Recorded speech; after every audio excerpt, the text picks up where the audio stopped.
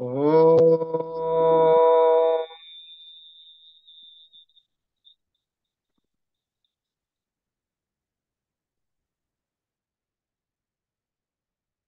ఓం గురుర్బ్రహ్మా గురుర్విష్ణుః గురుర్దేవో మహేశ్వరః గురుః సాక్షాత్ పరం బ్రహ్మ తస్మై శ్రీ గురవే నమః.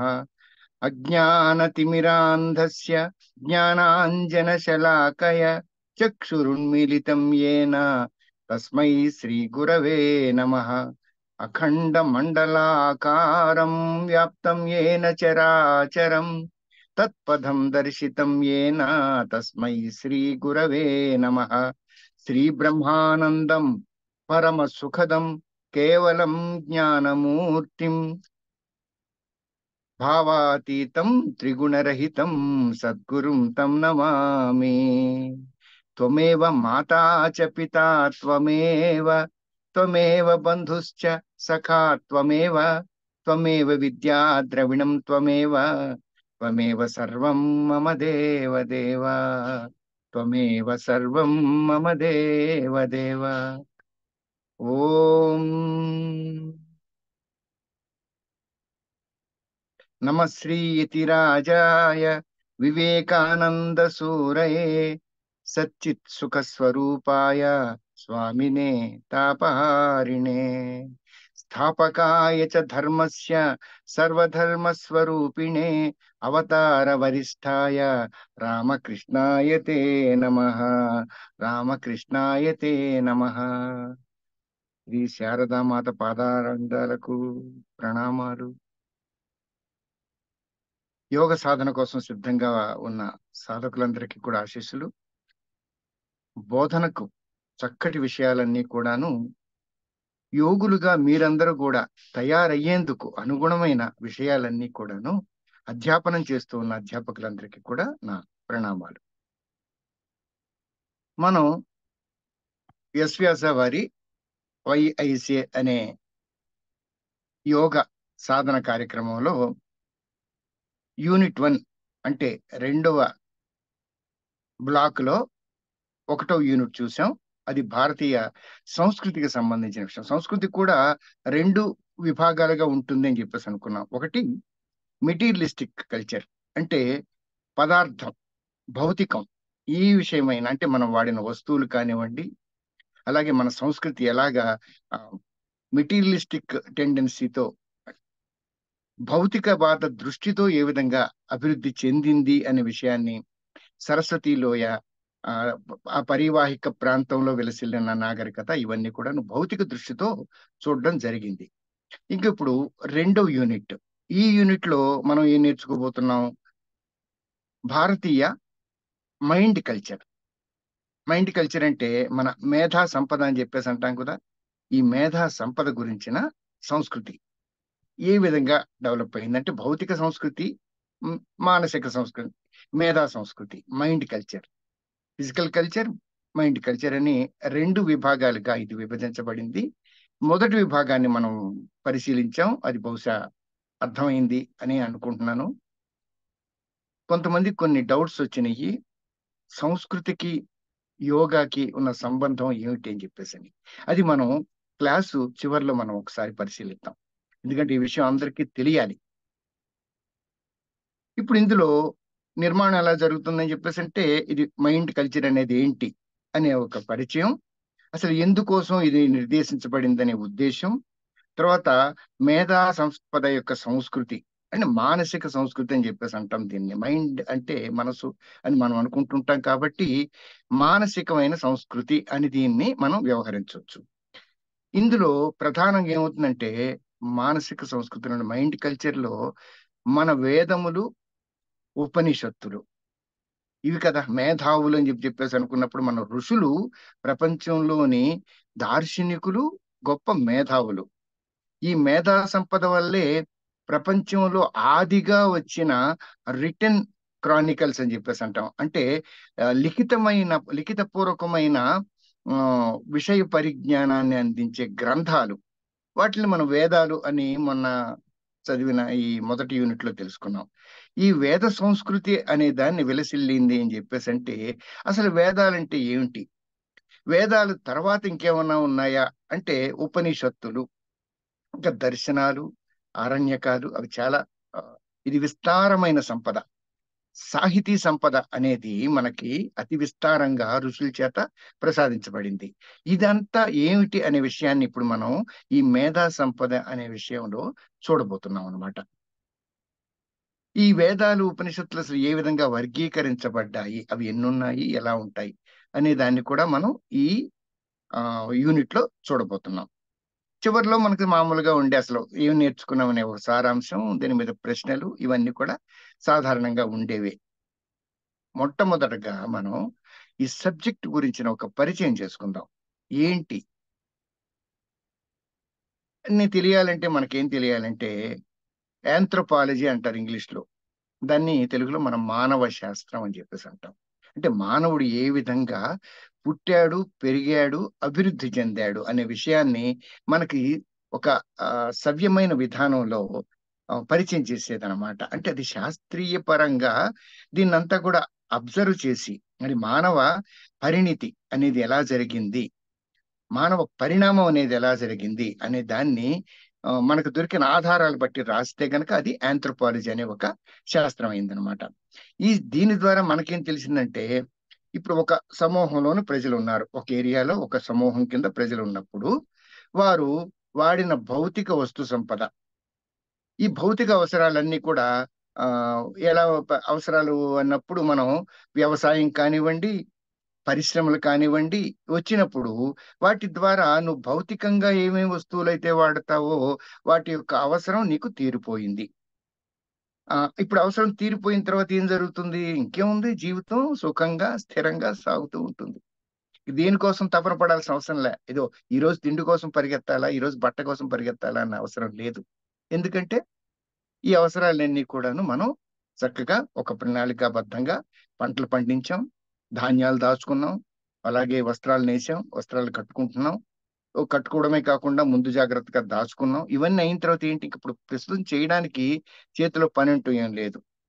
ఉన్నప్పుడు ఏం చేస్తాం మనం? హాయిగా కాళ్ళు ఆరజాపుకొని విశ్రాంతి తీసుకుంటా ఉంటాం.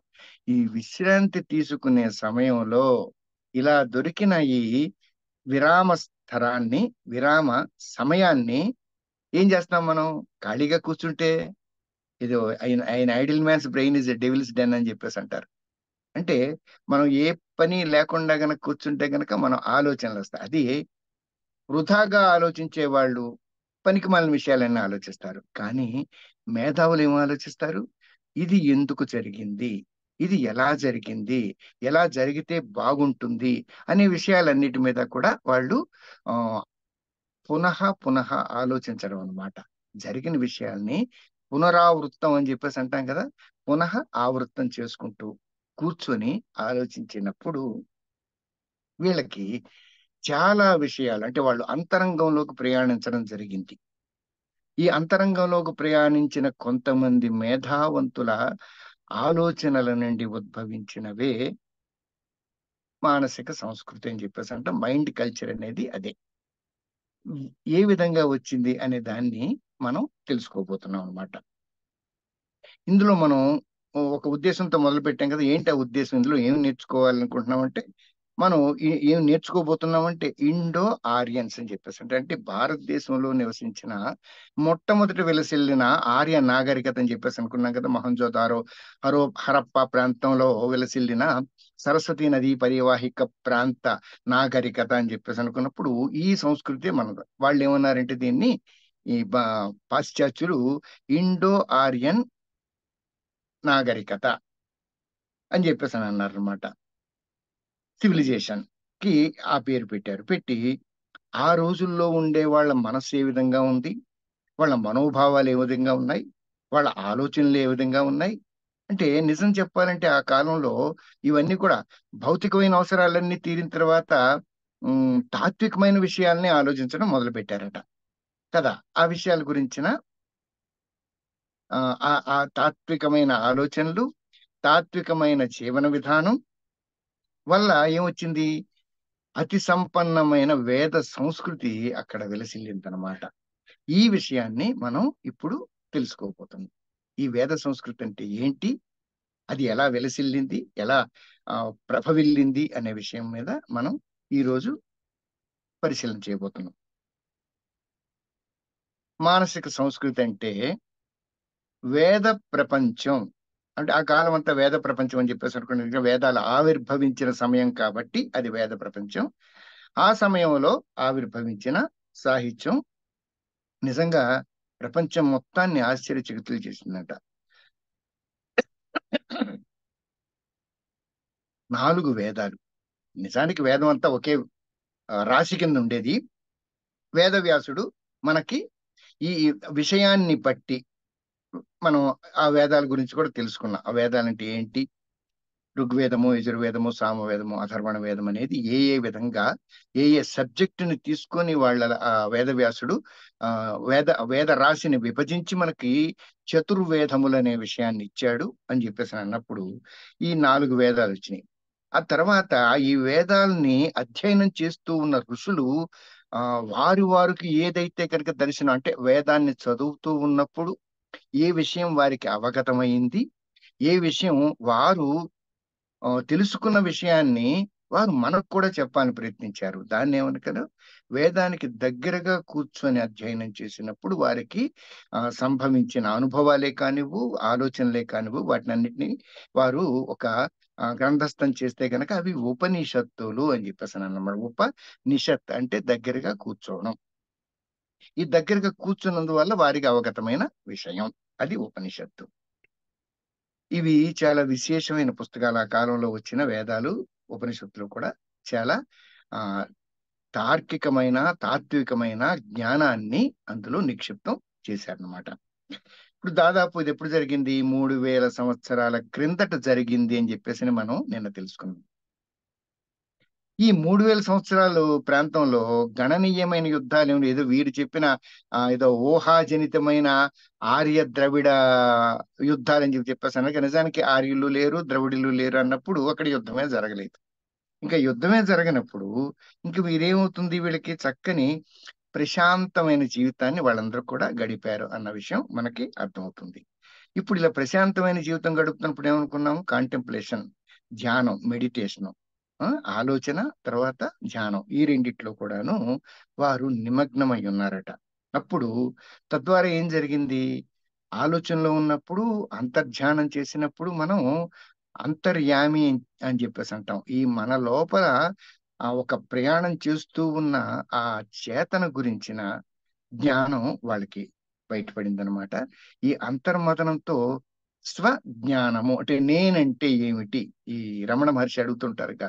ముందుగా ఏ ప్రశ్న వేసినా సరే ఆయన ముందుగా నువ్వంటే ఎవరో తెలుసుకో.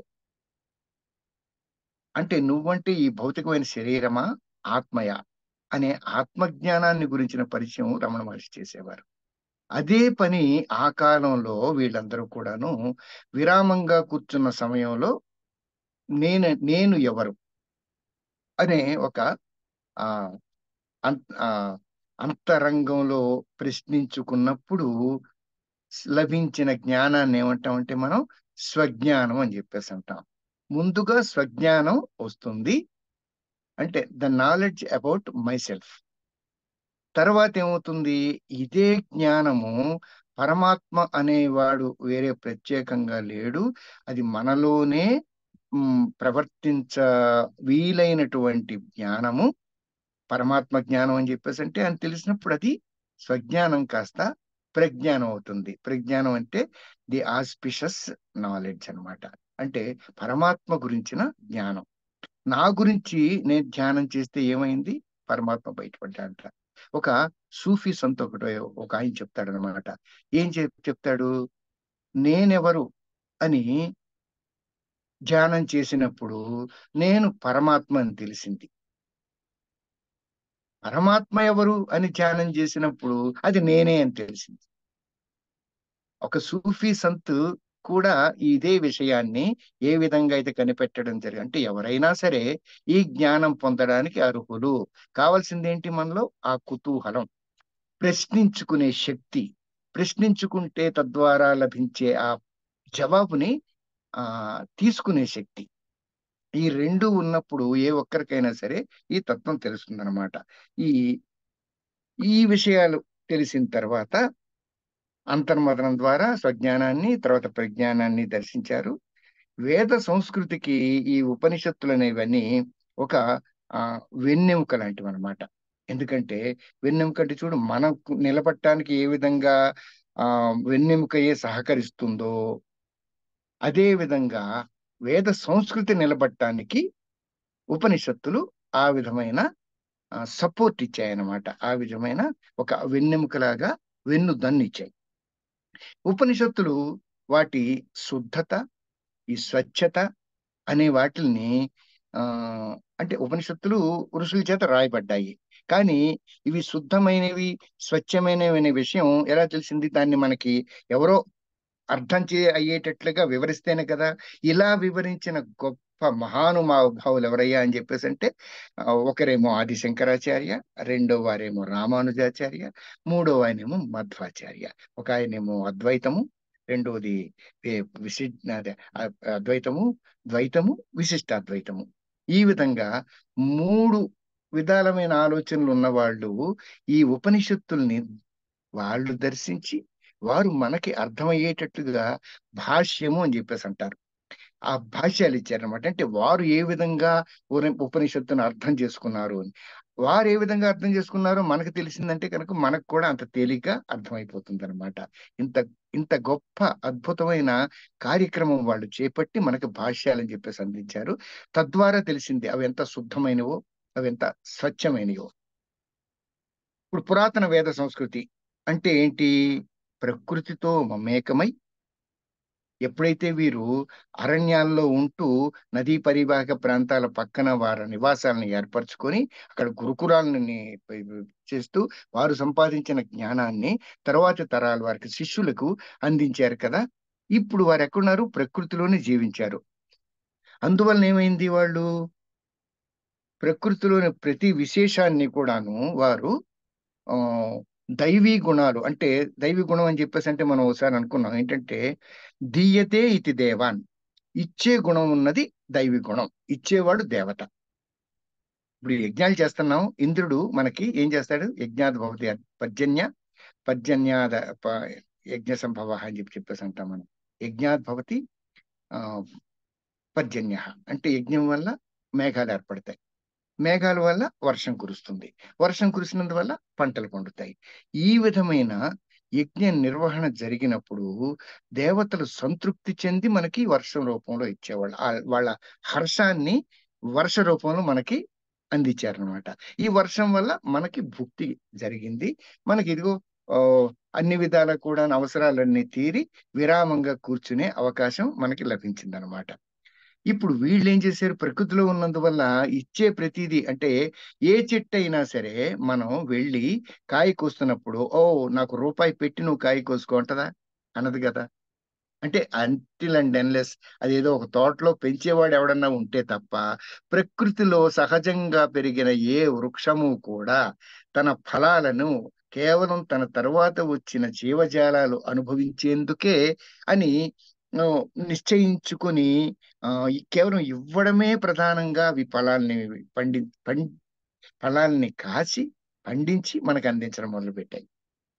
అలాగే ధాన్యం కానీ ప్రతిదీ కూడా జడీబూటి అని చెప్పేసి అంటే కందమూలాలు కానివ్వండి, ఆకులు కానివ్వండి, ఆ తర్వాత బెరడు కానివ్వండి, ఇలాగ ఔషధాలుగా ఉపయోగపడే ప్రతి వస్తువు కూడా మనకి ప్రకృతి నుంచి వచ్చింది. కాబట్టి అవి ఇస్తూ ఉన్న చెట్లేంటి? మనకి దేవతలు. అందుకనే దేవతా వృక్షాలు అని చెప్పేసి అంటాం. వేప చెట్టుని, మామిడి చెట్టుని, మర్రి చెట్టుని, రావి చెట్టుని, మేడి చెట్టుని, వీటన్నిటి కూడా దేవతా వృక్షాలు అని చెప్పేసి అంటాం. ఎందుకంటే అవి మనకి ఆరోగ్యానికో ఆహారానికో ఏదో విధంగా మనకి అవి మన దగ్గర నుంచి ఒక్క పైసా ఆశించకుండా ఇస్తూ ఉన్నాయి కాబట్టి వాటిని మనం దేవతా వృక్షాలు అని చెప్పేసి అన్నాం. అలాగే నీరు అంటే ఇవాళ సీసాల్లో పెట్టిన తర్వాత మనం అమ్ముకుంటే కొనుక్కుంటున్నాం. కానీ నీరు చూడండి ప్రకృతిలో అది అది ఎల్లప్పుడూ కూడాను జీవాధారం కింద ప్రవహిస్తూనే ఉంటుంది. అది కూడాను అందుకని మనకి ఏమనుకోం జలాన్ని కూడా దేవత గంగ మాత అని చెప్పేసి అన్నాం, యమున మాత అని చెప్పేసి అన్నాం, సరస్వతి మాత అని చెప్పేసి అన్నాం. అలాగే నదులన్నీ కూడా మనకి తల్లులు, అలాగే పర్వతాలన్నీ కూడాను మనకు తండ్రులు. ఈ భూమి అనేది ఒక మనకు తల్లి. అలా ప్రతి గాలి ఒక దేవుడు, అగ్ని ఒక దేవుడు. అంటే ప్రకృతిలో ఉన్న ప్రతిదీ కూడా మనకి ఇస్తూ ఉన్నాయి కాబట్టి వీటిని మనం దేవతలు అని చెప్పేసి ఇచ్చేసి ఆరాధించడం, వాటిని పూజించడం చేయడం జరిగింది. ఇది మన సంస్కృతిలోని ఒక గొప్ప విశేషం. ఎందుకు ఈ చెట్లకి పూజలేమిటి, పుట్లకి పూజలేమిటి, వీరు చెట్లకి దండం పెడతారు, పుట్లకి దండం పెడతారని చెప్పేసి అంటే వాటి వలన మనం లాభం పొందుతున్నాం. వాటి వలన మన జీవనం సులభతరం అయింది, సుఖవంతమైంది కాబట్టి వాటన్నిటికీ మనం నమస్కారం చేస్తున్నాం. ఇది మన సంస్కారం. ఇది మన సంస్కృతి యొక్క గొప్ప విశేషం. ఇప్పుడు పాములను కూడా మనం పూజ చేస్తాం. పావును ఎందుకు పూజ చేస్తామంటే అప్పుడు రైతులు కదా ఉండేవాళ్ళు, కేవలం అంటే వ్యవసాయ ఆధారితంగానే మన సంస్కృతి అంతా కూడా విలసిల్లింది. ఆ వ్యవసాయం చేసిన రైతుకి ఎలుకల బాధ ఉన్నప్పుడు ఈ పాములు ఆ ఎలుకల్ని నిగ్రహించేవి, అవి వాటికి భోజనం కింద తీసుకునేవి. అందువలన మనకి ఎలుకల బాధ తగ్గింది. అందువలన రైతు పాముని దేవతగా పూజించేవాడు అనమాట.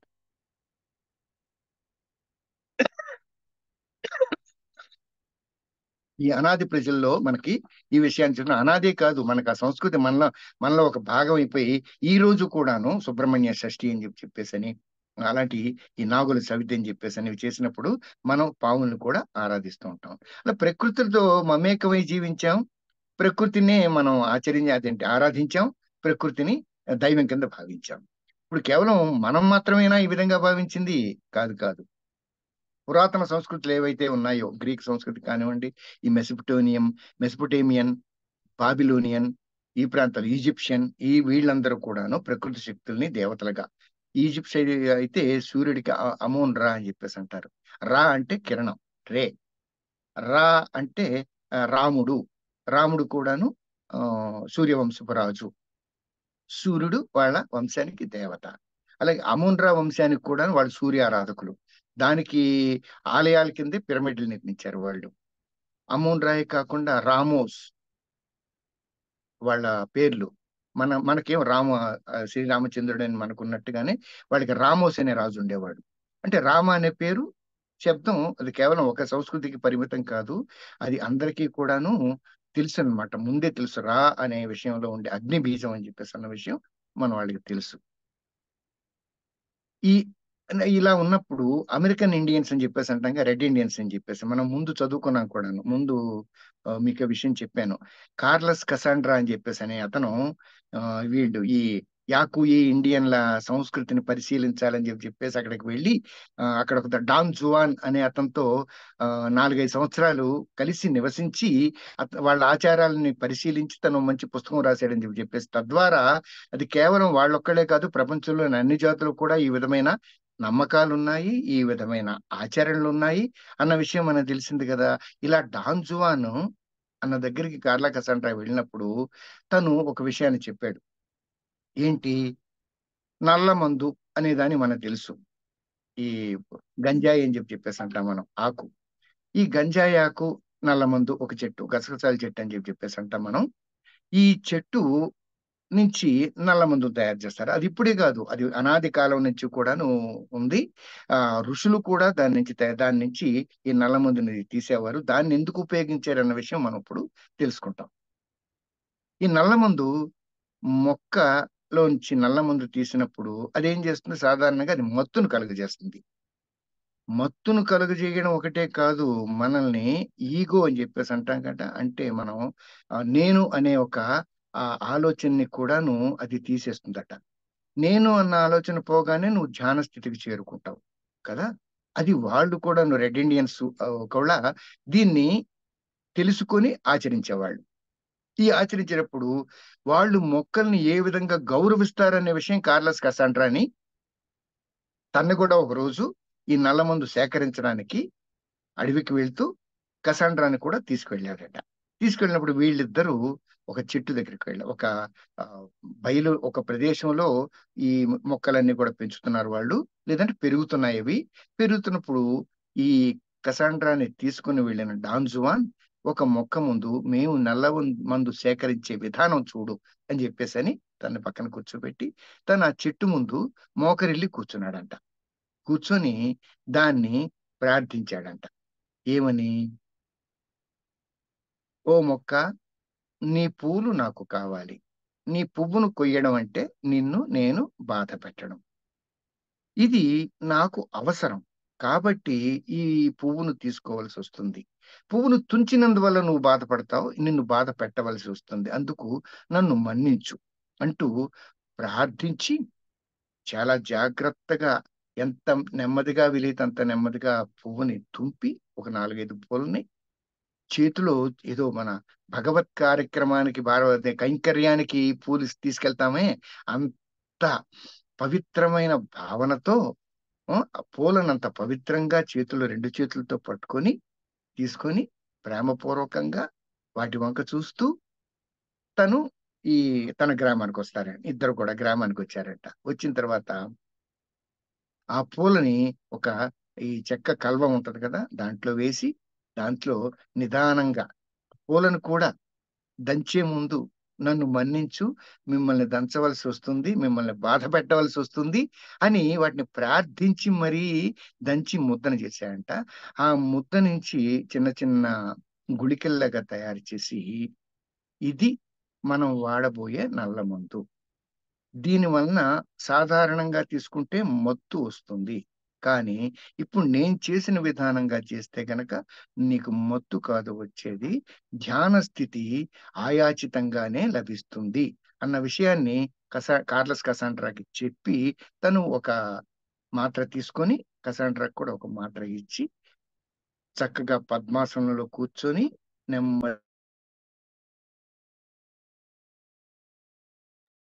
అరమోట్పు కళ్ళు పెట్టుకొని ఆ కళ్ళతో ప్రశాంతంగా కూర్చున్నప్పుడు అపరిమితమైన గాఢమైన ధ్యాన స్థితికి వెళ్ళిపోయాడంట. అంటే ఎంత పవిత్రమైన కార్యక్రమం చేస్తున్నాం అనే ఉద్దేశంతో చేశారు చూసారా? చెట్టుని కూడా ఇచ్చే ముందు ప్రార్థించి, అలాగే మనం తులసి దళాలు కోసేటప్పుడు కూడా తులసి దళాన్ని నమస్కరించి దళాలు కోయమని చెప్పారు. మారేడు దళాలు కోసేటప్పుడు కూడా మారేడు చెట్టుని నమస్కరించి కోజమని. ఎన్ని కావాలో అన్ని కోసుకోవాలి కానీ ఏదో కోసుకోమన్నారు కదా అని దూసేయడం అనేది మనం బాగా అలవాటు చేసుకున్నాం. 1000 దళాలతో పూజ, 1,00,000 దళాలతో పూజ అని చెప్పేసి అంటూ ఒక పరిమితం లేకుండా ఒక్క దళం ఇస్తేమండి ఏం చెప్తాడు? యో మే భక్త్యా ప్రయచ్యతే అని చెప్పేసని భగవద్గీతలో పత్రం పుష్పం ఫలం తోయం యో మే భక్త్యా ప్రయచ్చతి తదహం భక్తి ప్రహృతస్నామి అని చెప్పేసని చెప్పినప్పుడు ఆయన ఏ విషయం చెప్పాడు? ఏది ఇచ్చినా సరే భక్తితో ఇవ్వండి అని అన్నాడు. అంతేగాని అలా అని చెప్పేసి చెట్లు చెట్లు దూసేయమని చెప్పేసి కాదు. ఇదొకటి మనం అర్థం చేసుకోవాలి. ఇలాగా ఎందుకు చేసావని చెప్పేసి అని అడిగినప్పుడు వృక్షాలకు కూడా ప్రాణం ఉంటది కదా! ఈ ప్రాణం ఉంటుంది కాబట్టి అవి కూడా మనలాగే స్పందిస్తాయి. మనలాగే బాధపడతాయి. కాకపోతే మనకు నోరుంది కాబట్టి చెప్తూ ఉన్నాం. వాటికి నోరు లేదు కాబట్టి చెప్పలేవు. అందుకని చెప్పేసి ఏదన్నా ప్రాణిని బాధ పెట్టినప్పుడు మనం ఈ విధమైన క్షమాప్రార్థన చేస్తే గనక ఆ ప్రాణి మనల్ని మన్నిస్తుంది, క్షమిస్తుంది. మనకి పాపం అంటదు అన్న విషయాన్ని ఆ కాలంలోని ఆహ్, అనాది జాతికి చెందిన డాన్ జువాన్ కూడాను కార్లస్ కసాండ్రాకి చెప్పడం జరిగింది. ఈ విషయం కూడా కసాండ్రా తను తర్వాత రాసిన పుస్తకాల్లో రాయడం, తద్వారా మనకు తెలియడం జరిగిందనమాట. ఇప్పుడు మనకి సర్ సివి రామన్ అని చెప్పేసి ఉన్నారు కదా! ఆయన గొప్ప వృక్ష శాస్త్రవేత్త బెంగాల్‌లో. వారు ఒక విషయాన్ని కనిపెట్టారు. ఏంటది? ఈ మొక్కలు కూడా మానవుల్లాగానే ఆహ్, స్పందనలున్నాయి, భావాలున్నాయి, భావోద్వేగాలున్నాయి అని చెప్పేసన్న విషయాన్ని ప్రయోగపూర్వకంగా నిరూపించారు. తద్వారా వారు నోబెల్ బహుమతిని పొంది భారతదేశ యొక్క ఆలోచన సరళిని, భారత యొక్క మేధా సంపత్తిని ప్రపంచానికి ప్రదర్శించారు. ఇప్పుడు భారతీయ సంస్కృతి అని చెప్పేసంటే మనం మానవ జీవన స్థరాలను అనేక స్థాయిల్లో ప్రయోగాలకు గురి చేసింది. అంటే సంస్కృతి అనేది వచ్చినప్పుడు అంటే మనం జీవించే విధానం ఉంది కదా! ఎన్ని విధాల గనక జీవించవచ్చు అనే దాన్ని రకరకాల ప్రయోగాలకు గురి చేసి వచ్చిన ఆహ్, ఏదైతే రిజల్ట్స్ ఉన్నాయో ఆ ఫలితాలన్నిటిని కూడా క్రోడీకరిస్తే కనుక దాన్ని మనం మన సంస్కృతి అని చెప్పేసి అంటాం. ఇందులో కేవలం జీవన విధానం అని చెప్పేసి అంటే ఏమేమి వస్తాయి? ఆర్థిక వ్యవస్థ వస్తుంది, రాజకీయాలు వస్తాయి, కళలు వస్తాయి, శాస్త్ర సాంకేతికలు, మతం, ఆలోచన, తత్వశాస్త్రం, ఈ విషయాలన్నీ కూడా వస్తాయి కదా. అంటే ఈ వీటి అన్నిటి మీద రకరకాల వ్యక్తులు చేసిన రకరకాల పరిశోధనలు, ప్రయోగాల ద్వారా లభించిన ఆ విజ్ఞానాన్ని అంతా కూడాను, ఆ ఫలితాలన్నింటినీ కూడాను సమకూర్చారు. దాని వలన మనకి మన సంస్కృతి అనే దాని గురించిన వివరణం తెలిసిందనమాట. ఇప్పుడు భారతదేశం అని చెప్పేసి అంటే ఆ సంపద, తత్వజ్ఞానాల పరిపుష్టి చెందిన భూమి అని ఇతర దేశాలన్నీ కూడా మనకి కీర్తించాయని చెప్పేసి అంటే కారణం ఈ విధమైన ఆలోచన విధానం, ఈ విధమైన ప్రవర్తన విధానం మన దగ్గర ఉంది. భారతదేశంతో వ్యాపారం, ఇక్కడ మేధావులతో సంపర్కం కోసం చాలా దేశాలు ఆసక్తి చూపించాయి ఆ రోజుల్లో.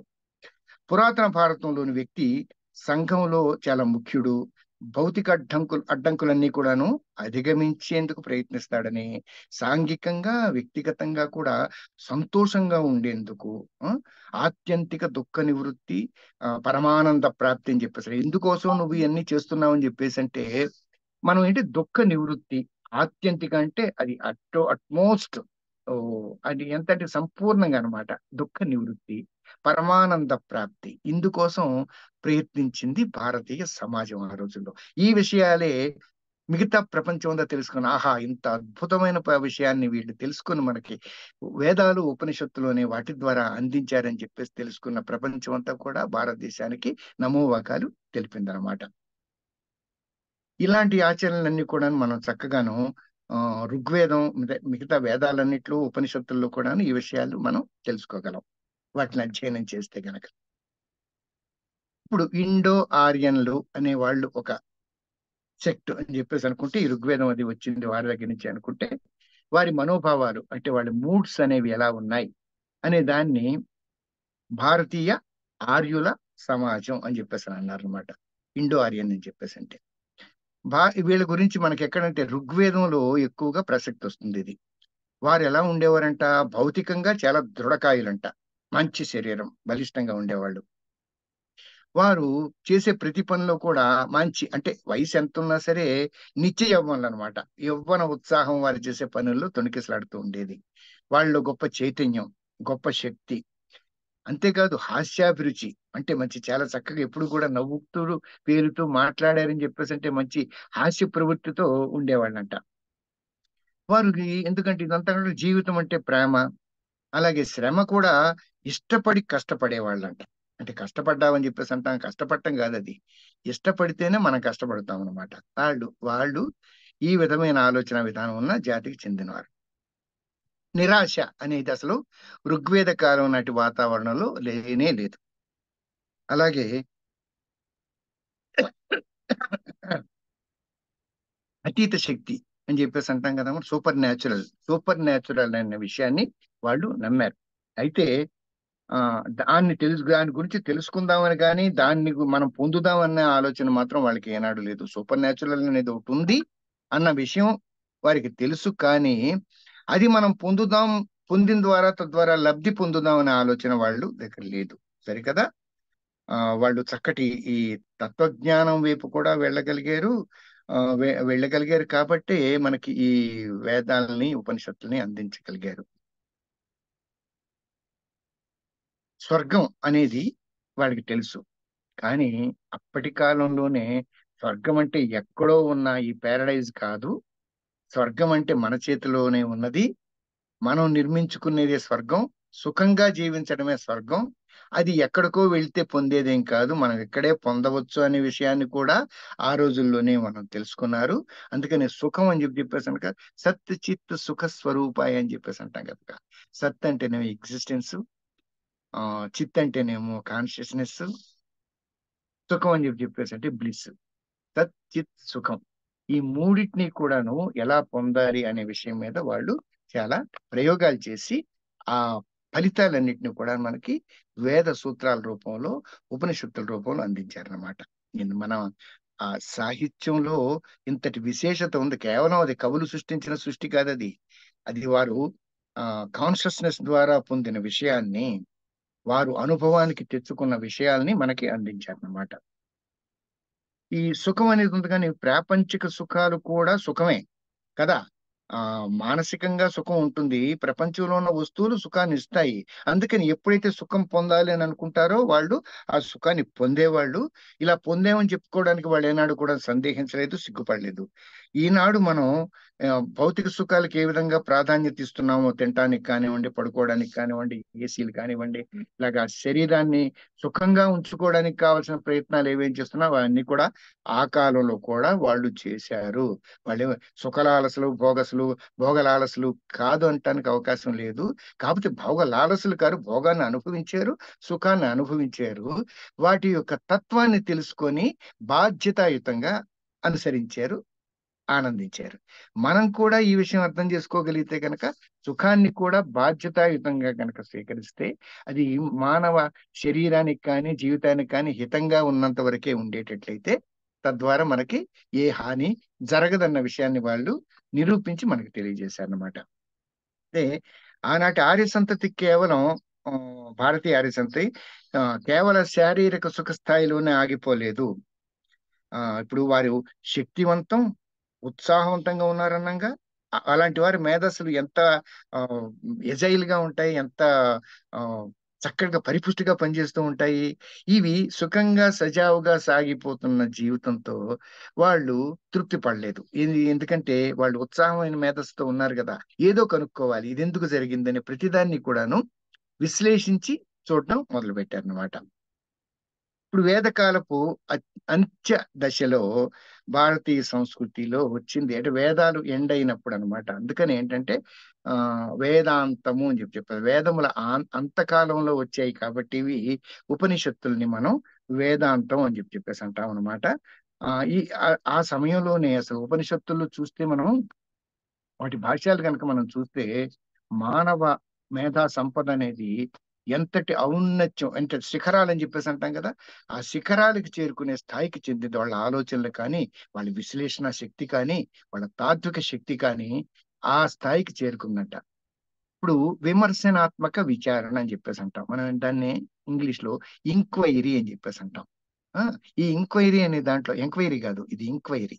ఎంక్వైరీ అంటే బయట చేసేది, ఇంక్వైరీ అంటే లోపల మనసును ప్రశ్నించుకునేది అనమాట. నేను ఎవరు అనేది ఒకటి ఆనాటి ఆర్య సమాజ వ్యక్తులను ఆవహించి వారు పొందిన అనుభవాల్ని వారు ప్రశ్నించుకున్నారు.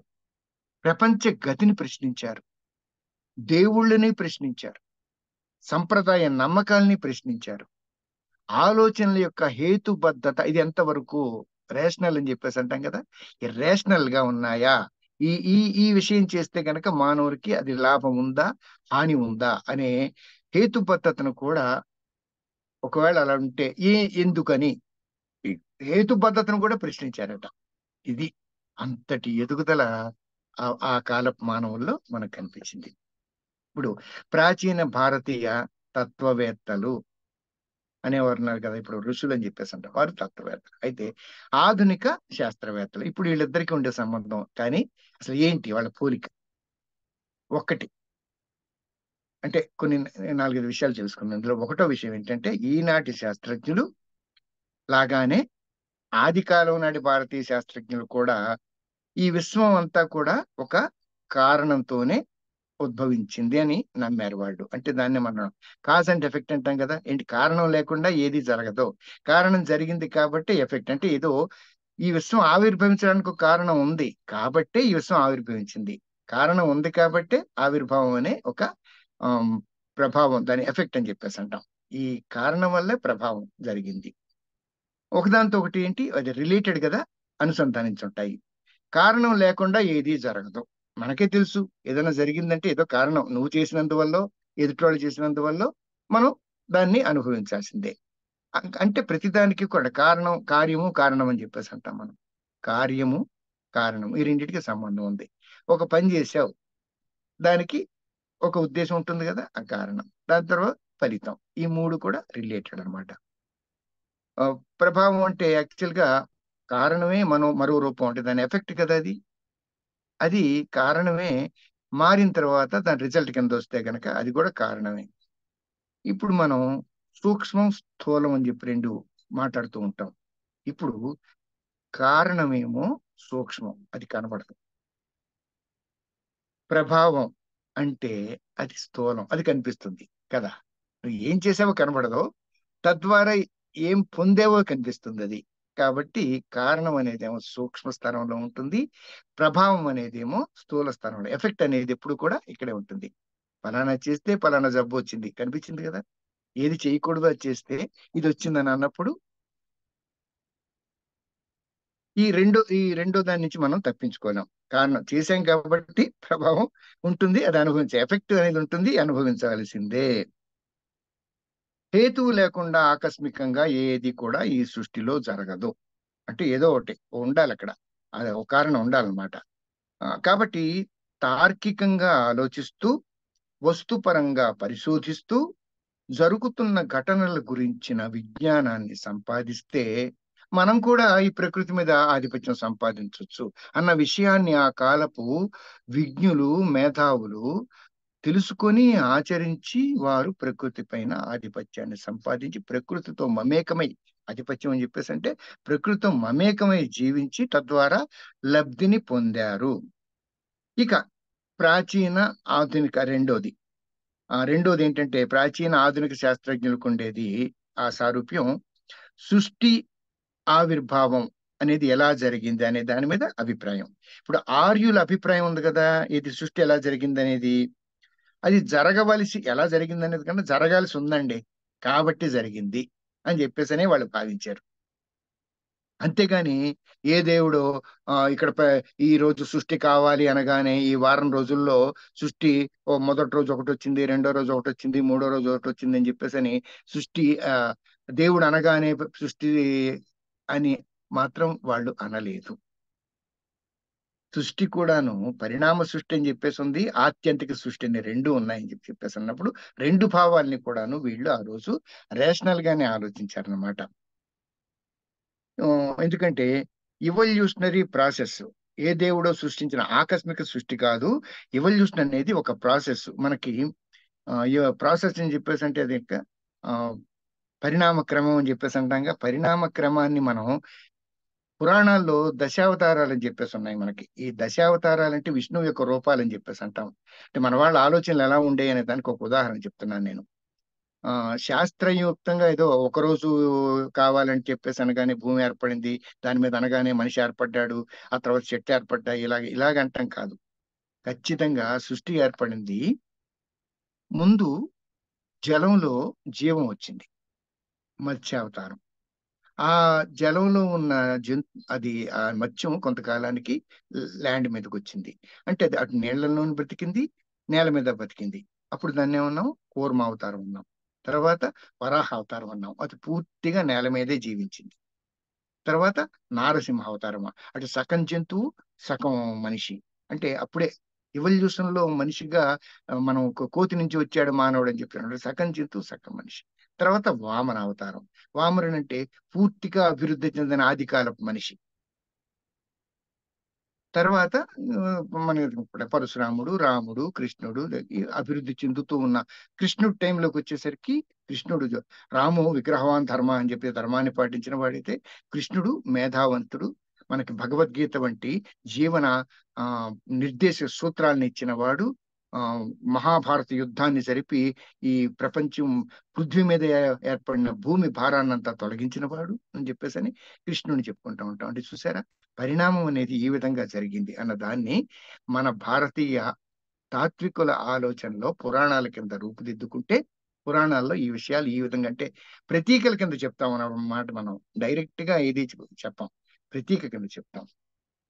ఇలాంటి ఆలోచనలు మనకి ఆ కాలంలో వచ్చినాయి అన్నమాట. మూడో విషయం ఏంటంటే అతీంద్రియ శక్తి, సూపర్ న్యాచురల్ పవర్ అని చెప్పేసి అంటాం కదా, అది భారతీయ విధానంలో అసలు యాక్చువల్ గా నిజానికి లేనే లేదు. పదార్థం మనసు, మనసు అంటే ఒక పదార్థం. అలాగే సహజం, అతీంద్రియం. సహజంగా అంటే న్యాచురల్, అతీంద్రియం అంటే సూపర్ న్యాచురల్. మనసు అంటే మైండ్, పదార్థం అంటే మెటీరియల్. ఇప్పుడు మనసుకి పదార్థం మీద ఇది ఉంది. అలాగే సహజానికి అతీంద్రియం మీద ఒక అధికారం ఉంది. ఇవన్నీ కూడా సహజంగా జరగడం, అతీంద్రియంగా జరగడం, సూపర్ న్యాచురల్ గా జరగడం అనేది మనం చూస్తూ ఉంటాం. ఎప్పుడైతే ప్రకృతికి అనుగుణంగా కాకుండా విశేషంగా జరిగితే అది సూపర్ న్యాచురల్. ఇవన్నీ కూడాను భారతీయులు నిజంగా పెద్దగా ఆలోచించలేదు వాటి గురించి. సూపర్ న్యాచురల్ ఉంటే ఉందని చెప్పేసాను. కాకపోతే మనం భగవంతుడిని సూపర్ న్యాచురల్ కింద భావించి ఒక అవతారాన్ని సృష్టించి తద్వారా కార్యక్రమాలు జరిగినాయి అన్న విషయాన్ని చెప్పాను తప్పితే, సూపర్ న్యాచురల్ అనే దాన్ని అది ఏదీ తెలియకుండా జరిగిందన్నది మాత్రం అనలేదు. అలాగే నాలుగోది, ఆధునిక సిద్ధాంత ప్రకారం శక్తి కన్జర్వేషన్ ఆఫ్ ఎనర్జీ అంటాం. అంటే శక్తిని నిర్వహించుకోవడం. అలాగే unity of matter and energy, శక్తి పదార్థం ఒక్కటే. ఇప్పుడు ఈ రోజుల్లో శాస్త్రీయ పరిశోధనల ద్వారా చెప్తున్నారు. యాక్చువల్ గా శక్తి పదార్థ రూపానికి రాకముందు ఉండే రూపం శక్తి. ఆ శక్తికి రూపం లేదు. అది ఎందులో వస్తే అందులో, అంటే ఇప్పుడు ఎలక్ట్రిసిటీ ఉంటుంది, దానికి రూపం లేదు. దాని రూపాన్ని ఎప్పుడు చూస్తాం? ఒక బల్బు వెలిగినప్పుడు కాంతి రూపంలోను, ఫ్యాన్ తిరిగినప్పుడేమో వాయువు రూపంలోను, అలాగేనేమో ఏదైనా వండినప్పుడేమో వేడి రూపంలోను, ఇలా రకరకాల అదే ఎలక్ట్రిసిటీ, అదే యొక్క చేతన, ఆ కాన్షియస్నెస్, ఇదే వ్యక్తపరచబడినప్పుడు, అంటే వ్యక్తం కాని రూపంలో ఉన్నప్పుడు శక్తి, వ్యక్తపరచబడిన రూపంలోనేమో ఒక మెటీరియల్. అలాగే శక్తి పదార్థం అనేది ఇప్పుడు కూడా మ్యాటర్ మెటీరియల్ అనేది ఆధునిక శాస్త్ర సాంకేతిక విజ్ఞానం కూడా ఇదే విషయాన్ని రుజువు చేసింది. మనం ఏనాడో తెలుసుకున్నాం మనం దీన్ని. భారతీయ తాత్వికుల కట ఇది వారి మామూలుగా ఆలోచనలోనే ఒక భాగం అంట.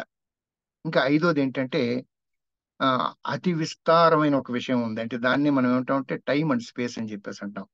దేశము, కాలము అని చెప్పేసి అంటాం. టైం, స్పేస్, దానికి రిలేషన్షిప్ ఉంది. థియరీ ఆఫ్ రిలేటివిటీ అని చెప్పేసి అని ఐన్స్టీన్ దీన్ని ప్రపోజ్ చేశాడు. Theory of relativity. దాంట్లో ఏమవుతుంది, ఈ రెండు కూడా ఒకదాని కూడా సంబంధమై ఉంటాయి అని చెప్పేసి అని ఈ రోజు శాస్త్రవేత్తలు కనిపెట్టి దీన్ని చెప్పారు. కానీ ఈ సిద్ధాంతం మనకి ఏనాడో తెలుసు. మనం ఇందాక అనుకున్నాం కదా, మనం ఏది చెప్పినా ఎలా చెప్తాం? శాస్త్రయుక్తంగా చెప్పాం. ఓ science, physical laws, physics, chemistry, biology, botany అని చెప్పాం. ఏ విషయం చెప్తాం? పురాణాలు అని చెప్తాం. మన పురాణాలకి ఏం నిజం చెప్పాలంటే శాస్త్రీయ గ్రంథాలు అవే అనమాట మనకి. ఈ పురాణంలో ఏమవుతుంది మనకి? టైం అండ్ స్పేస్ అనే విషయాన్ని చెప్పారు. ఏ విధంగా చెప్పారు? వ్యక్తుల రూపంలో ప్రతీకల కింద చెప్పారు. ఎలాగా? శివుడు అని చెప్పేసి ఉన్నాడు, ఆయన్ని పరమేశ్వరుడు అంటాం, ఈశ్వరుడు అంటాం. ఆయన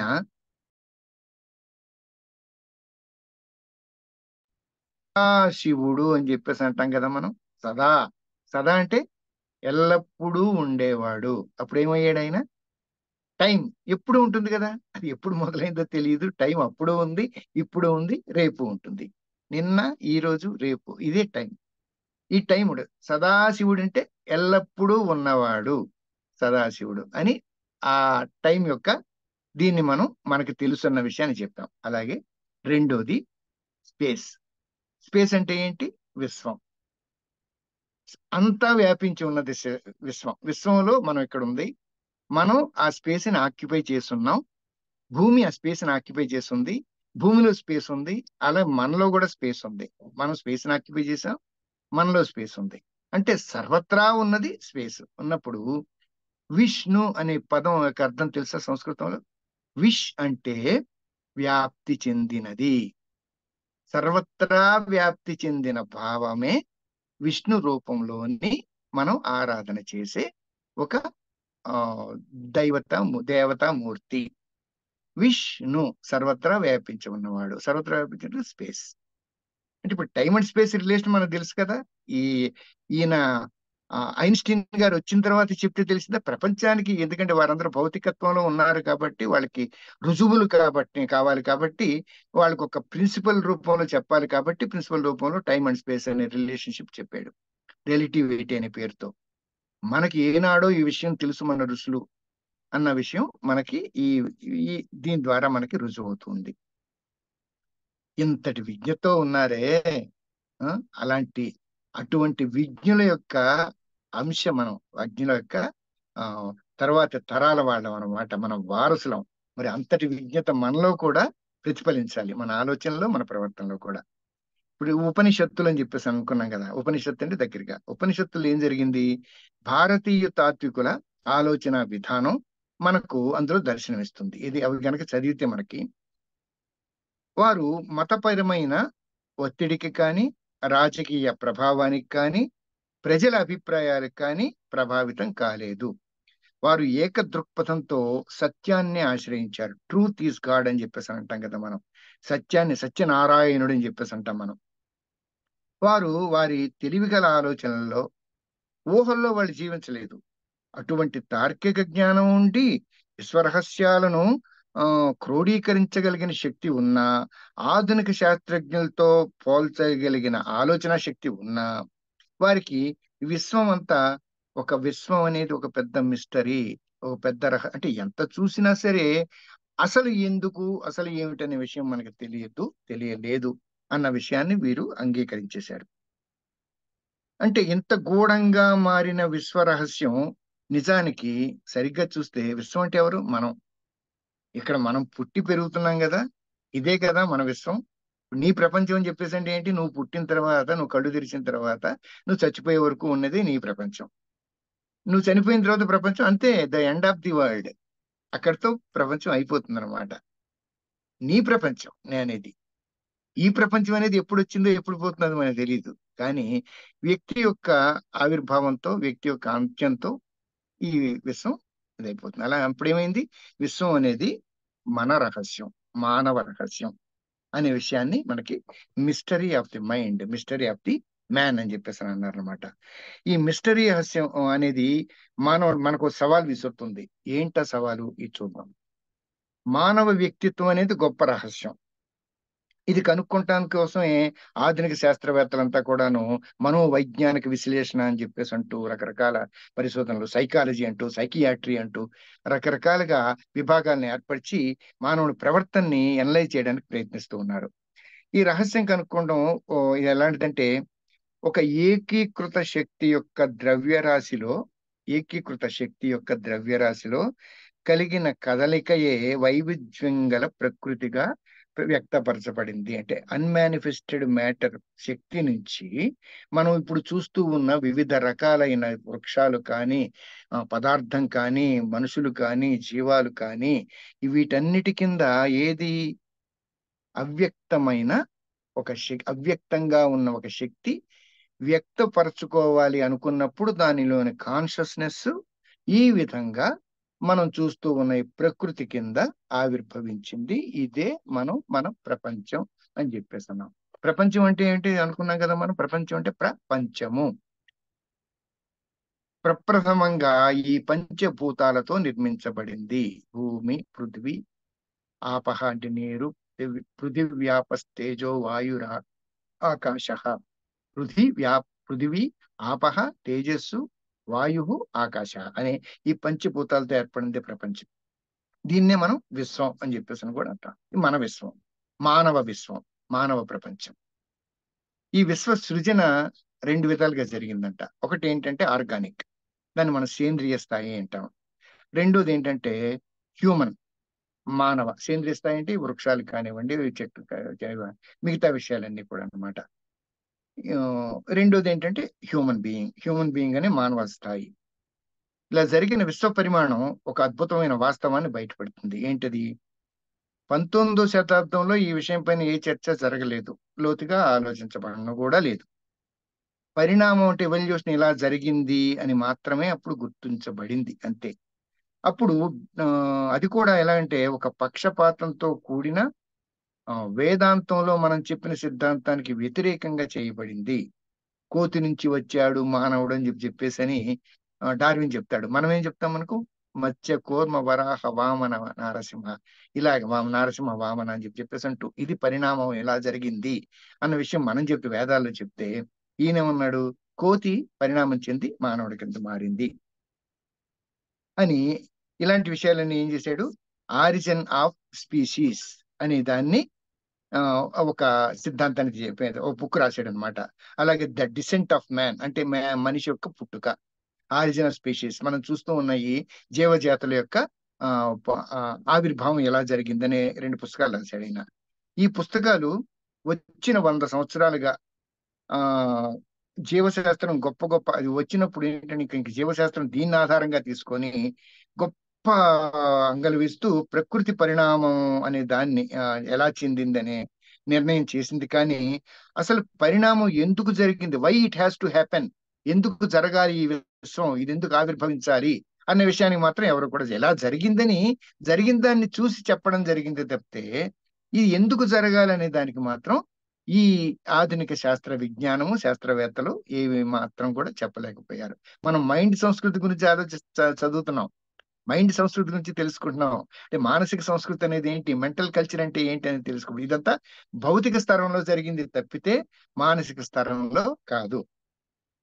ఇప్పుడు డార్విన్ అనే ఆయన చెప్పాం కదా, ఎవల్యూషన్ అనే పేరున మొత్తం 3 వాల్యూములుగా ప్రచురించబడింది. శాస్త్ర విజ్ఞానంలో ఇది విప్లవాత్మకమైన పురోగతి అని చెప్పేసి ఆనాడు భావించారు. దీని ప్రభావం ఏం చేయింది, మనిషి యొక్క వాస్తవ స్థితి, మనిషి యొక్క విధి అనే వాటి మీద చక్కగా ప్రసరించింది. శాస్త్ర విజ్ఞానం అభివృద్ధి చెందడానికి ఉపయోగపడింది. పోతే ఇండో ఆరియన్ సంస్కృతి అన్నాం కదా మనం, దీంట్లో ఏమనుకున్నాం మనం, మెంటల్ అన్నప్పుడు డీప్ ఇన్సైట్, అంతరంగంలోకి గాఢంగా చూసుకోవడం అనేది ఇది ఉపనిషత్తులు చెప్పాయని చెప్పేసి అనుకున్నాం కదా మనం. ఈ విషయాన్ని మనకి ఉపనిషత్తులు నిర్దేశించాయి. దీనివల్ల మనిషి లోపల చూసుకోవడం జరిగింది, లేదా అంతర్ధ్యానము జరిగింది. ధ్యానం జరిగింది కానీ మనసు లోపల జరిగింది. తద్వల్ల ఏంటంటే దేహ భావన, ఇంద్రియాల ప్రభావం, అహంకారం, ఈ మూడింటిని వదిలితేనే కానీ మనం ఆత్మజ్ఞానాన్ని తెలుసుకోలేం. మనం ఇప్పుడు చూస్తున్నది ఆత్మజ్ఞానం, ఆంతరిక జ్ఞానం, ఆంతరిక ప్రజ్ఞలు, మనసు యొక్క ఇంద్రియాలని ఆంతరిక ఇంద్రియాలు అని చెప్పేసి దానికి సంబంధించిన జ్ఞానం, భౌతిక శరీరం కాదు ఇది. ఇది మనం అర్థం చేసుకోవాలి. ఈ ఆత్మ జ్ఞానాన్ని ఎప్పుడు వస్తుంది మనకి, శరీరం, ఇంద్రియాలు, అహంకారం అనే 3 వదిలితేనే మనకి ఆత్మజ్ఞానం లభిస్తుంది. ఈ నిజానికి ఇవన్నీ కూడాను అవ్యయమైన ఆత్మకు భౌతిక ప్రపంచం యొక్క అనుభవాలైన కాలము, దేశము, టైం అండ్ స్పేస్ అనే వాటిని మనకి తెలియాలి మనసుకు అని చెప్పేసి అంటే ఈ శరీరానికి ఇవి జరిగితేనే కదా. అంటే ఈ ఇంద్రియాలు, అహంకారం, ఇవన్నీ కూడాను ఆత్మ ఆత్మ అవ్యయం అని చెప్పేసి అంటాం. అది ఎక్స్పెండ్ అయ్యేది కాదు, ఎందుకంటే శరీరం పోతుంది కానీ ఆత్మ మరో శరీరంలో ఉండే ఆత్మకి సావలేదని చెప్పేసి అంటాం. ఈ ఆత్మ భౌతిక ప్రపంచంలోని అనుభవాలు జరిగితేనే కదా ఈ అవి అందించేవేంటివి, ఈ దేశము, కాలము అని ఎక్కడ ఉంటావు అనే స్పేస్, అలాగే ఏ కాలంలో జరిగింది అనేది. ఇది వేద కాలంలో జరిగింది, ఇండో ఆర్యన్ల కాలంలో ఇది జరిగింది అన్న విషయం మనం అర్థం చేసుకోవాలి. పరిణితి అనేది ఆ కాలంలోనే మన మానవ పరిణామంలో జరిగిందన్నమాట. ఇప్పుడు సనాతన ధర్మం అని చెప్పేసి దాన్ని ఎప్పుడు చెప్తా ఉంటాం. ఈ సనాతన ధర్మంలో భగవద్గీతలో ఒకటి చెప్తాను, మానవత్వం, మహానుభావత్వం అని చెప్పేసి అంటారు. అంటే మ్యాన్లీనెస్, సెయింట్లీనెస్ రెండిటికి చెప్తారు కదా. దైవాసుర అని చెప్పేసి, దైవ అసుర. ఈ దైవీ గుణాలంటే ఏంటి, అసురీ గుణాలంటే ఏంటి. మనిషి మనిషిగా ఉండడం చాలా కష్టం అని చెప్పేసి మనిషిగా ఉండడం కోసం మనం చేసే ప్రయత్నాలన్నీ మానుషత్వం అని చెప్పేసి అంటాం మనం. పుట్టుక మనిషిగా ఉండొచ్చు కాక కానీ ఇంకా జంతు ప్రవృత్తిలోనే ఉన్నవాడు మనిషిగా ఎదగాలి అని చెప్పేసి అన్నప్పుడు ఆంతరిక జ్ఞానం వస్తేనే, ఆత్మజ్ఞానం లభించినప్పుడే వాడు అభివృద్ధి చెందుతాడు అన్న విషయాన్ని భగవద్గీతలో మ్యాన్లీనెస్, సెయింట్లీనెస్ అని చెప్పి 2 విషయాలు చెప్తారు. భగవద్గీత అనేది మానవ సాంస్కృతిక చరిత్రలో జీవితంలో జీవిత తత్వం గురించి అర్థం చేసుకొని ప్రపంచం గురించి, పరమార్థం గురించి అనేక విషయాల్ని మనకి చక్కగా రాజీపరిచి వర్క్ వర్షిప్ అని చెప్పేసి అంటాం. అంటే మనం చేసే పనే ఆరాధన కింద భావించి చెయ్యాలి అన్న విషయాన్ని ఒకే ఘాటలో కట్టి మరీ మనకు చూపించింది భగవద్గీత. భగవద్గీత అంటే ఏంటి, ఉపనిషత్తుల సారాంశం అని చెప్పేసి అంటాం. పార్థాయ ప్రతిబోధితాం భగవతాం నారాయణేన స్వయం వ్యాసేన గ్రథితాం పురాణమునినాం మధ్యే మహాభారతం అద్వైతామృతవర్షిణీం భగవతీం అష్టాదశాధ్యాయిని అంబా త్వామనుసంధదామి భగవద్గీతే భవద్వేషిణి. ఈ భవం అనే ప్రపంచంలో కురుక్కొని ఇరుక్కొని చిక్కుల్లో పడుతున్నాం కదా, దీని నుంచి బయటపడేసే ఉపనిషద్ వాక్యం అన్నమాట. అది ఉపనిషత్తులో చెప్పబడిన ఆ గాఢమైన విషయాలన్నీ కూడాను ఇందులో చెప్పడం జరిగింది అనమాట. ఇప్పుడు విషయాలను రాజీపరిచి వర్క్ వర్షిప్ ఈ రెండింటిని కూడా మనకి ఒకే ఘాట్లో కట్టి చూపించింది. ఇప్పుడు వేదాల్లో చెప్పబడిన మతం రెండు కోణాల్లో స్థిరత్వాన్ని బలపరుస్తూ ప్రపంచాన్ని నిర్వహించడం అనే సిద్ధాంతాన్ని పాటించి శక్తివంతమైన కార్యకలాపాలు సాగించడం ఒకటి, మౌనంగా మనస్సును స్థిరపరిచి ప్రాపంచిక విషయాల నుంచి ఉపసంహరించి ప్రాపంచిక పారమార్థిక కోణాల్లో అన్ని జీవుల క్షేమం అనే ఉద్దేశంతో కూర్చుని ఉండడం కూడా ఉంటుందన్నమాట. మనం ఈ అనేక యుగాలుగా చూస్తూ ఉన్నాం. ఆ అన్వేషకులు అంటే ఎక్స్ప్లోరర్స్ కానీ, భక్తులు కానీ రకరకాల ప్రాపంచిక విషయాలన్నిటినీ కూడా త్యజించి సత్యాన్వేషణ కోసమే ఉండడం భారతీయ సంస్కృతి యొక్క విలక్షణ విశేషం. నేటికి కూడా ఈ తరంగం కొనసాగుతూనే ఉంది. సాంస్కృతిక ప్రతిభావంతుడని చెప్పేసి భావిస్తాం. రాజా రామ్మోహన్ రాయ్ అని చెప్పేసి బెంగాల్ దేశంలో వచ్చిన ఆయన, అలాగే రవీంద్రనాథ్ ఠాగూర్ గారు, ఈ మహాత్మా గాంధీ, వీళ్ళందరూ కూడాను ఈ భగవద్గీత వంటి ఉపనిషత్తుల సారాంశాల్ని గ్రహించి వారు వారి జీవితాల్లో ఆచరించుకుని వీరందరూ కూడాను మనకి మార్గాన్ని దర్శింపజేశారన్నమాట. ఉపనిషత్తుల ద్వారా వేదాల ద్వారా పొందిన జ్ఞానమే వీరిలో మనకి మార్గదర్శకులుగా మారేటట్లుగా చేసింది. ఇప్పుడు భారతదేశం విశాల దృక్పథంతో గాఢమైన ధర్మనిరతి, ఓ మతం పైన గొప్ప నమ్మకం అనేవి ఉంటూనే విస్తారమైన సహనం, యాక్సెప్టెన్స్ అని చెప్పేస్తున్నారు. అంటే ఏది జరిగినా ఇది ఇందుకు జరగాలి కాబట్టి జరిగింది అనే ఒక అంగీకార తత్వం. ఈ అంగీకార తత్వం మనం ఏం చేసినా సరే ప్రదర్శిస్తూ ఉంటాం. ఈ విధమైన సహ అనుభూతి విశ్వవ్యాప్తమైన దాన్ని మన మూల పురుషులైన మన మహర్షులు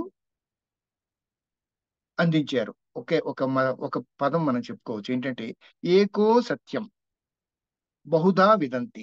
ఉన్నది ఒకటే సత్యం, ఒక్కొక్కరు ఒక్కోలా చెప్తా ఉంటారు. అంటే సత్యాన్ని నేనే విధంగా దర్శించానన్న విషయాన్ని నేను చెప్తే గనక అది నేను గ్రహించిన సత్యాన్ని అది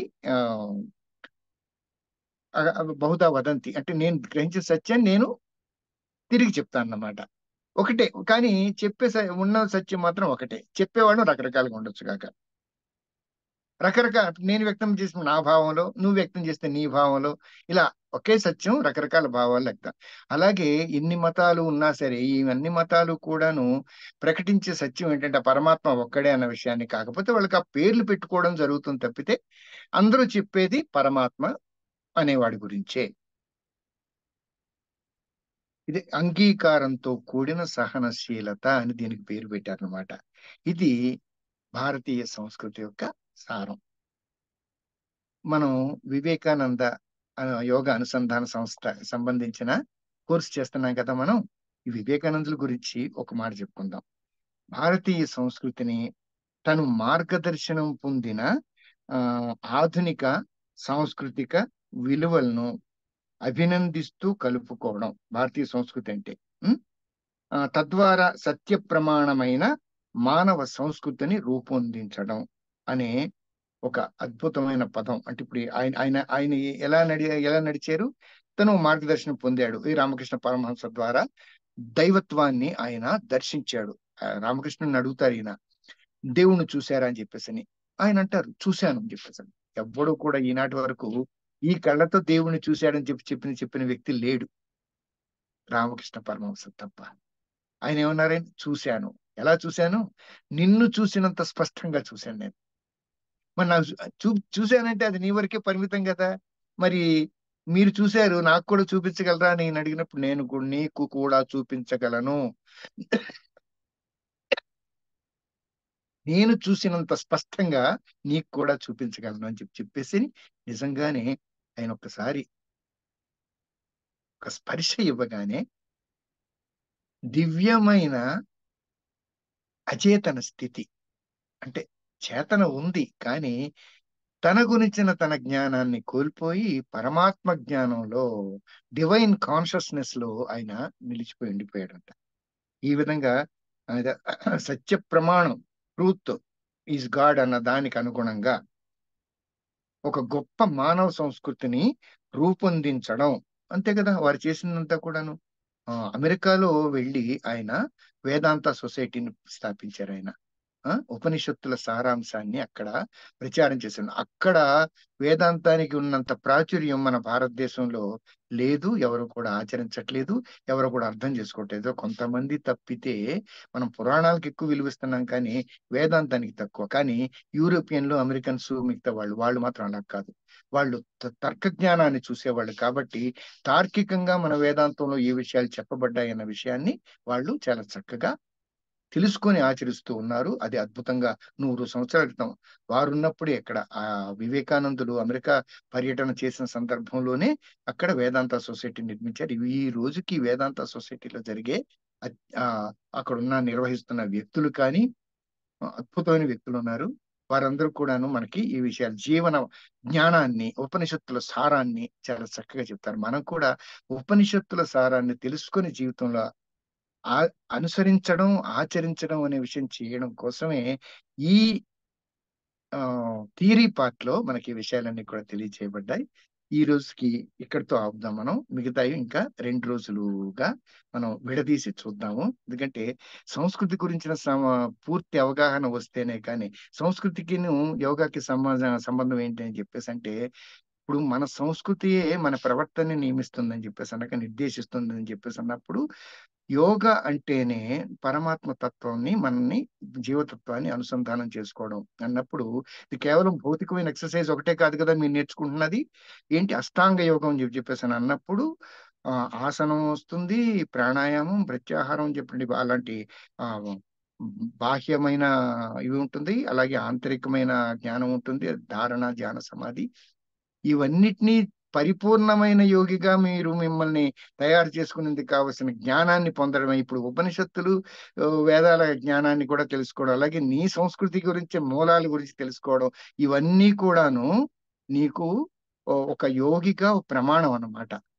నువ్వు విషయాలన్నీ తెలుసుకుంటేనే కానీ రేపు ప్రొద్దున్న నువ్వు ఒక యోగిగా నిన్ను నువ్వు సంపూర్ణంగా రూపొందించుకోలేవు. కాబట్టి మనకి ఈ విషయాలన్నీ తెలియజేయబడుతున్నాయి. అది సంస్కృతికి యోగాకి ఉండే సంబంధం. సంస్కృతి నేర్చుకున్నప్పుడే యోగా యొక్క విశిష్టత, విశేషం మనకి తెలుస్తుంది. దాన్ని అంత విశేషంగా మనం ఆచరించుకోగలుగుతాం అన్నమాట. ఈ ఈ ఈ రోజు ఇక్కడితో మనం దీన్ని ఆపుదాం. మిగతా విషయాన్ని ఎల్లుండి చూద్దాం. బుధవారం నాడు రెండో భాగాన్ని చూద్దాం. స్వస్తి ప్రజాభ్య పరిపాలయంతాం న్యాయేన మార్గేణ మహిం మహిష గో బ్రాహ్మణేభ్య శుభమస్తు నిత్యం లోకా సమస్తా సుఖినో భవంతు సర్వే భవంతు సుఖినః సర్వే సంతు నిరామయ సర్వే భద్రాణి పశ్యంతు మా కశ్చిత్ దుఃఖ భాగ్ భవేత్. ఓం అసతో మా సద్గమయ తమసో మా జ్యోతిర్గమయ మృత్యోర్మా మృతంగమయ సహనావవతు సహనౌ భునక్తు సహ వీర్యం కరవావహై తేజస్వినావధీతమస్తు మా విద్విషావహై. ఓం శాంతి శాంతి శాంతి.